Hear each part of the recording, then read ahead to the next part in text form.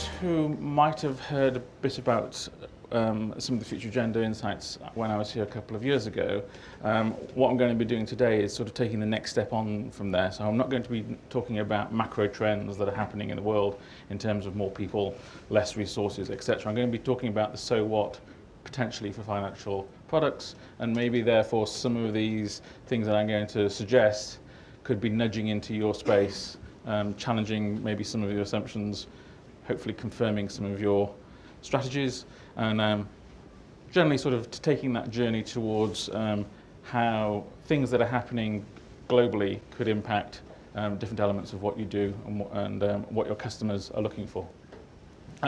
Just a couple of quick graphs and then we're into pictures. From a graph side, this is actually something that Philips use a lot. And for me, it's just quite useful. And whenever people say, what's going to happen in 5 years, 10 years' time, just being able to say to people, look, what's happening tomorrow is easy to predict. It's almost 100% certain, not quite, but pretty much 100% certain. As we go further out, things get less and less certain and less easy to predict. I was with an unnamed bank in the UK a few months ago, and they said, can you help us predict when we're going to get the next bit of bad news?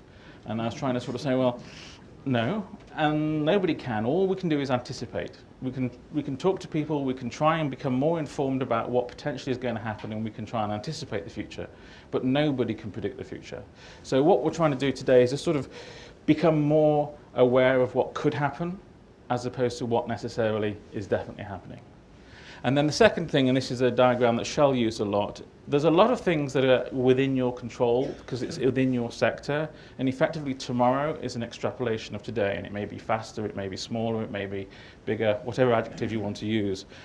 But because everything is converging and all the technology particularly having such wide-ranging impact, the likelihood is if we look 5 years out, 10 years out, stuff that will have changed your lives and your customers' lives will have happened just as much from things outside your control as things inside your control.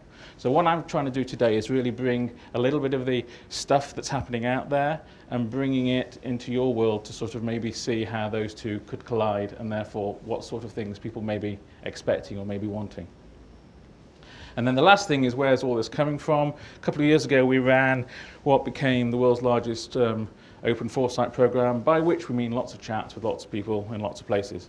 So 2,500 people, 50 workshops, 25 countries, 6 months, all asking the same question: what's going to be the big issues for the next 10 years, and what do you think is going to be important? We put that all into one place, and then for the past 3 years I've been talking to people about that and taking that stimulus to say, well, what does it mean for your industry? What does it mean for your sector? What does it mean for your country, etc.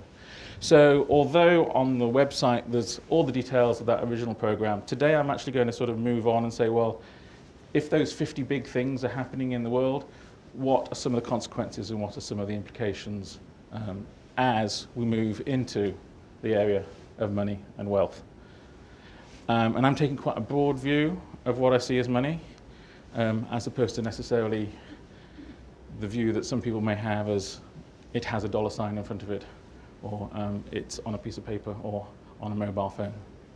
So one slide that always gets me into trouble. This is, I'm trying to summarize everything that's going on in the financial services sector in one page.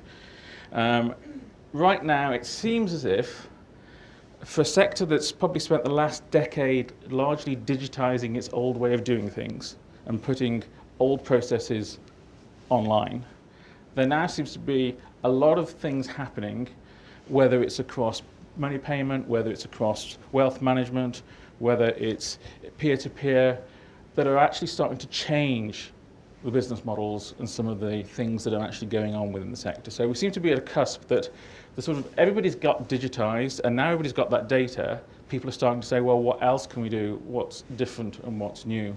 And a lot of the things that are coming out are clearly around mobile, clearly around personalized, and everyone keeps on talking about collaboration, etc. So that sort of seems to be at a snapshot what's going on right now and who are some of the organizations that are on different people's radars.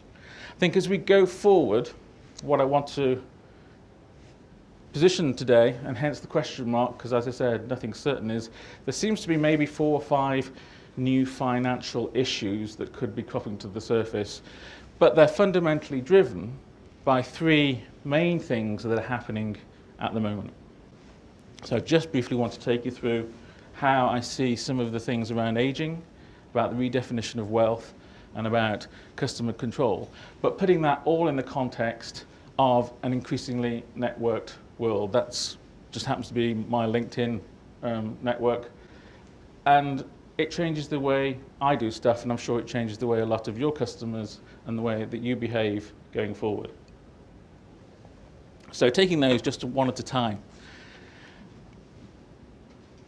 For those at the back, you might not be able to see the graph, but I'll explain. There's two graphs there that are to do with us living longer and the aging society. The one that people normally get attracted to is the one on the left, showing the blue lines. Are the more developed regions, basically. There's more and more old people. And actually, on a positive side, we're all going to be healthier and therefore living for longer. When people talk about 80 being the new 50, and a whole load of different things around that. I think when you put it into the economic context, and people start to get worried about whether a country or a society can afford that aging, the thing that really impacts that most is actually the right-hand graph, which is how many babies have been born. So all those lines are heading down. Some of those lines are heading down quicker than others. The reality is that if you take Australia as put on there, from 1975, the country's been below natural replenishment rate. It's not as bad as Germany. China's gone down even further. But therefore, from an economic perspective, there's only three ways, if you go forward, let's say 20 years, there's only three ways that we can have the same standard of living as we do today. One is we all work longer. Two is we work harder. Or three, we have more migration into the economy to sustain the growth, etc. So all those tend to be, from a political context, quite touchy subjects. Retirement age at 70, etc., etc. But that's really what's driving it. As I said, people get obsessed with the left-hand side, but it's really number of babies being born, and it's what's going into the system that's affecting how we can support people in aging. And then at the same time, because we are all healthier and largely wealthier, the context of what aging is completely different than it used to be. Just a few things on that, bringing out, the idea of remarriage, second families, retraining, second, third careers, caregiving at 50, final retirement not until probably you're into the 70s. A lot of the things which used to be quite easy to program are all getting shuffled around. And that's having clearly quite major implications on how people see their lives and how they live them. I think in terms of how people see wealth, around the world there's been, and we had various conversations around this, there's this issue about the banks aren't doing what we want. Now, whether that's criticism of the banks, which tends to happen quite easily, or whether actually more realistically it's a case of our needs aren't being met by the current products and services that a lot of institutions are following, therefore I'm doing something different with my money. Quite a lot of people are doing what they're just interested in, sort of the passion investments, investing in art, investing in wine, investing in other collectibles. Personally, I was asked yesterday how much I sort of buy into this context, and actually over the past 5 years, half the money I should have put in a pension into a superannuation scheme has gone into art and wine. Probably a bit too much of it into wine, but it's gone into stuff that I'm interested in and I care about. I think the other thing is tangible assets in areas, particularly in times of uncertainty, people like, and obviously gold's the main thing, but property, things like that are clearly attracting lots of people's attention.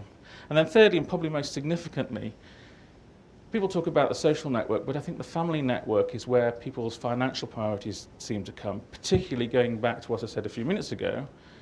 With declining fertility rates, there's so much more pressure on the grandchildren to succeed. So whether it's China, where everyone's trying to get rich before they get old, and you've got this sort of context that let's all invest in the grandchild, because each grandchild is going to be supporting 2 parents and 4 grandparents.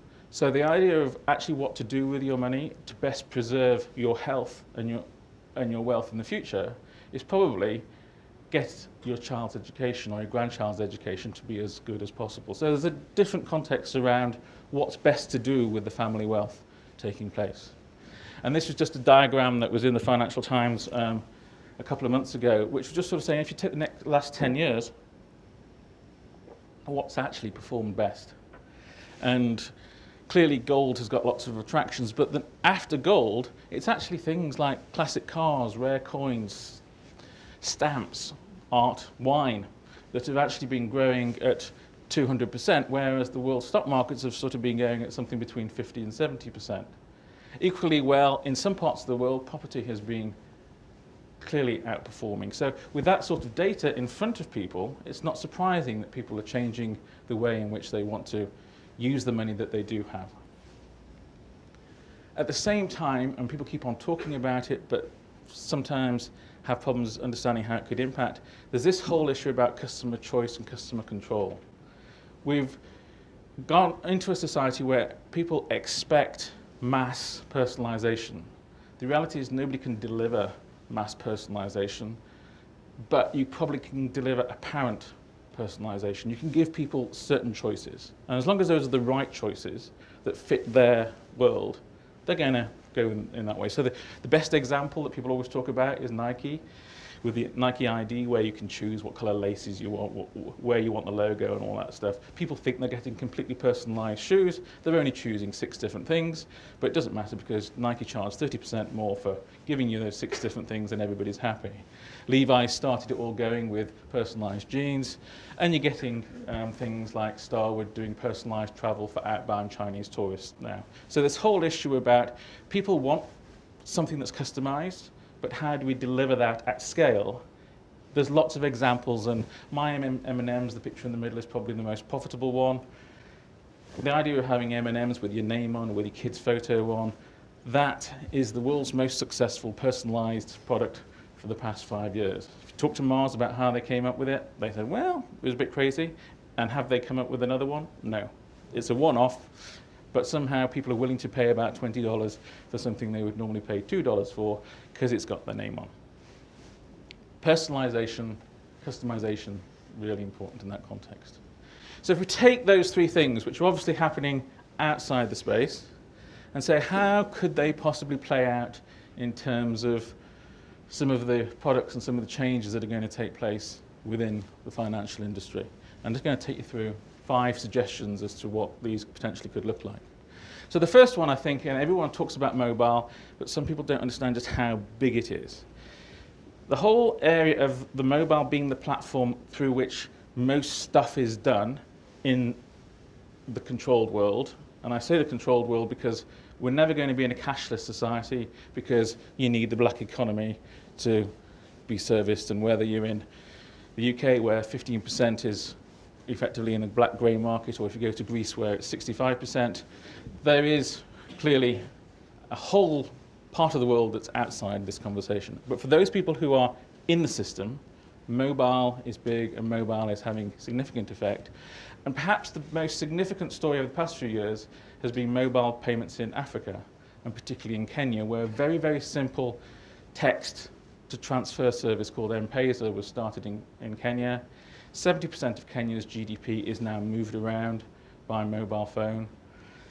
There's more money flowing around Africa by mobile phone than the entire global aid budget into Africa.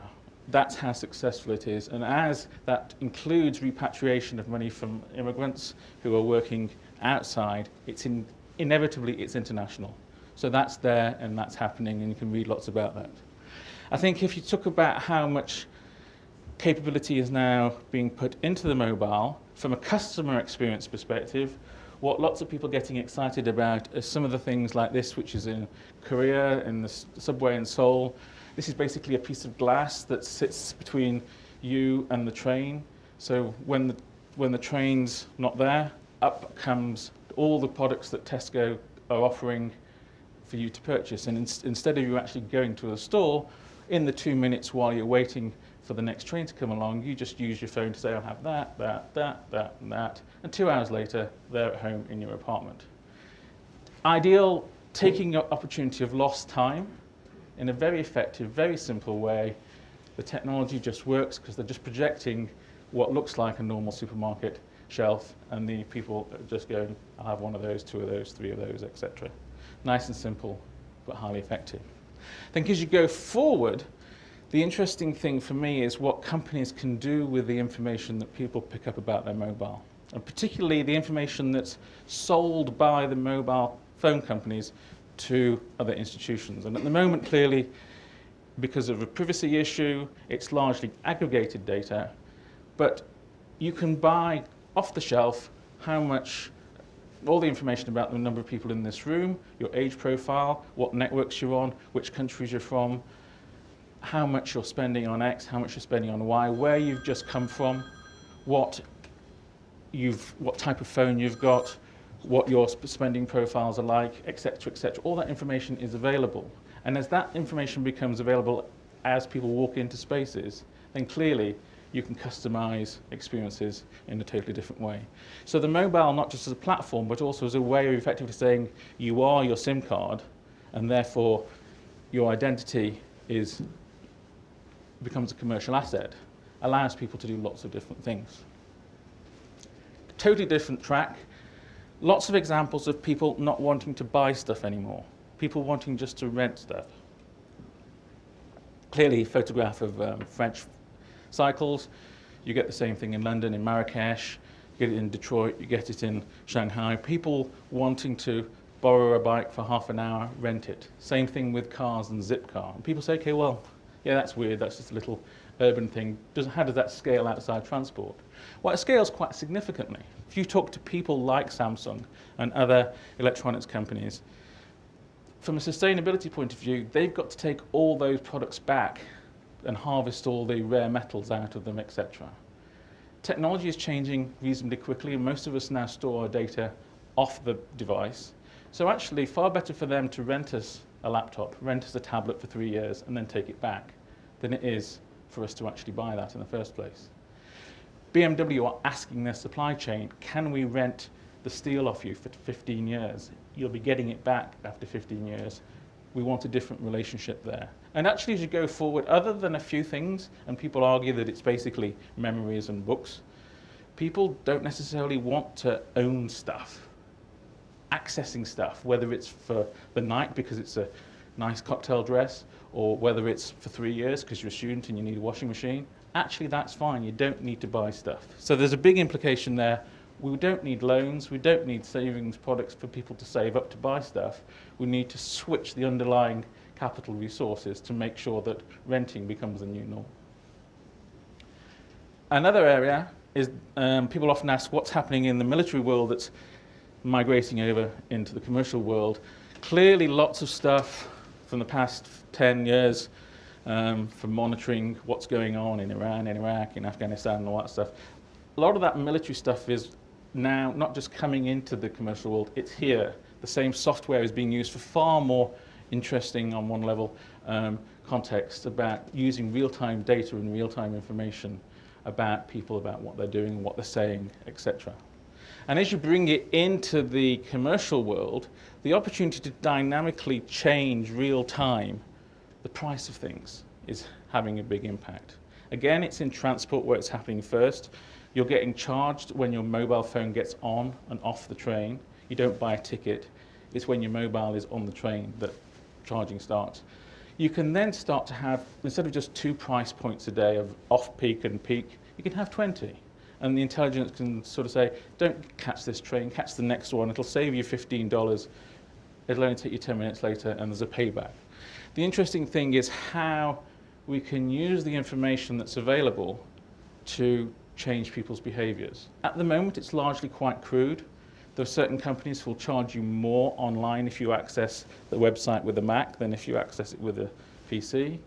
People are doing sort of things that are a bit rough and ready and probably not that popular if only people knew about them. But actually, when you start to couple the data, the things that you can do to give people different price products or allow them to price things in different ways, things become quite interesting.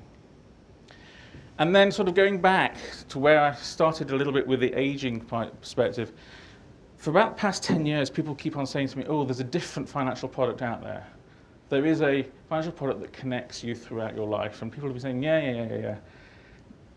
That's not going to happen because the industry is separated. The people who provide mortgages are not the same people who provide pensions, are not the same people who do savings, etc. But I think that we're starting to see signals of connections happening. In Europe now, there's quite a few banks who are offering intergenerational mortgages. So effectively, people in their 50s and their 60s, instead of putting their money into a savings account, can put money into a product which then effectively becomes the mortgage for their children or their grandchildren. So what used to probably be a family relationship, that I'll lend you $100,000 to get you on the housing market, and it's an informal relationship within the family, is now a structured financial product that links those two activities. And one of the suggestions that people are making is that maybe the time's now right to merge all those things that we actually use drawing our life, the money out and the money in, into just one longitudinal relationship, where during the early years you're paying stuff in, and in the later years you're taking stuff out. And there's massive efficiencies in the system if we can do that. Now clearly there's a race to say who owns the customer first gets everything, and therefore there's some interesting challenges going on about where that actually starts.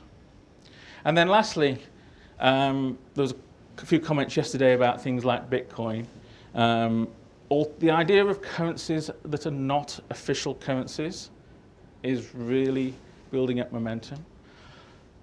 There's lots of people getting excited, cynical, worried about things like Bitcoin as a completely virtual digital currency that's effectively saying we're like digital gold.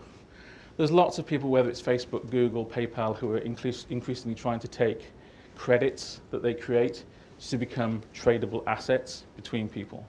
But for me, the best example is back in Africa. If you go to Uganda, if you go to Ghana, if you go to Egypt, people are swapping value, not for money, but for mobile phone minutes. Airtime has become the default currency by which people are paying for a taxi, buying a coffee, paying for food. Minutes are trusted more than Ugandan shillings. It's easy to move minutes around 220 mobile phone networks around the world for virtually no cost. A minute is a minute is a minute. It's an easy to understand concept. And that's why so many people, millions and millions and millions of people, are already using minutes as an alternative currency. Now, the phone companies never thought this is a great idea, let's start doing this, but they have found themselves in that context, and they're now paying interest on the money that's stored on mobile phones. So they've become effectively banks because just the sheer volume of how people are trusting minutes more than they are trusting the local currency. Now, if you take that forward, some people we've talked to have said, look, this is not just a small thing. This is a big thing that's fundamentally, people don't trust institutions. People have a big problem about currency fluctuations. And people like just to sort of be in control of swapping value. If I do something for you, you can do something for me. Just like going to a little village where somebody may have, here's a piano lesson in return for some garden produce, or here, thanks for cleaning my car, here's some apples. That happens informally, it's outside the taxation system, it works well for everybody, it's how the world used to work before we invented money in the first place. Actually, lots of people are saying, there is a credit system out there, nobody's quite sure whether it's going to be Facebook, whether it's going to be Amazon, whether it's going to be Apple, but there is a credit system, there is a system out there waiting to happen that could be global and could be universal in its application. So we could all, for example, earn 10% of our wealth through Google credits or Amazon credits. And you can probably spend 10% of your income through a system such as that. A credit is a credit, so a credit earned in Australia is worth exactly the same as one in Bogota and one in Lima. So there's no worries about currency fluctuations. If the likes of Amazon are running it, it'll probably be completely outside the taxation system, so there's a nice big gain for somebody along there. And it's totally transparent. Now, this started as one of those little sort of things that you sort of throw in at the end of a conversation just to wind people up a little bit. And it's interesting how, as we talk to banks and the governments around the world, they're really, really worried about this. Not only do you lose all the payments fees, but the governments actually can't control this. This is multinational companies operating internationally.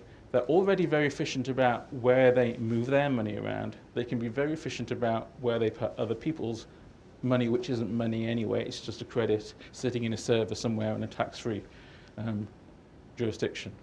So that sort of thing fundamentally challenges what it is that we're going to be trading, what it is that we're going to be trying to create wealth and save wealth and spend wealth in anyway, and whether currencies will have as much of an impact.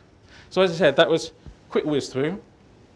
They're just suggestions, but they're suggestions that other organizations have said, actually, that's a big opportunity, that's a big threat. Other organizations in your space are taking these things as serious potential changes, and therefore I thought it might be useful just to share them today. Thank you.